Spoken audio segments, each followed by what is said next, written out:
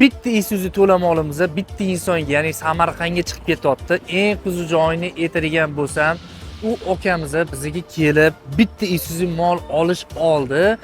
Bir 5-6 ta joylarda narx-navolarni so'raganlar. Narxni oxiri bizga kelib turib, bizdagi narx-navolarni ko'rgandan keyin bo'ldi, sizlardan olaman. Chinnichiga butun boshli to'yxonamni ishonib topshiraman deb, butun boshli to'yxonalarni bizga ishonib topshirdilar. Asidan yasigacha o'zimiz yasatib beramiz. Даже gullarni yasattirib berdik. Bu yerda mana Martinka naborlari, bu yerda mana chinni naborlari.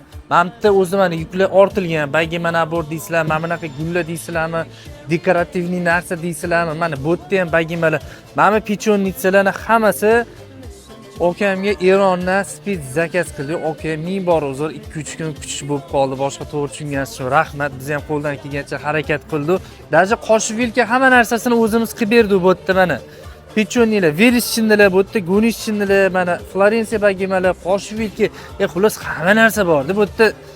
Mana даже mamli ham mana chiqib ketyapti hozir mana shdagi narsalar ham okamlarga chiqib ketyapti. Bitta sizin to'ldirib jo'natam.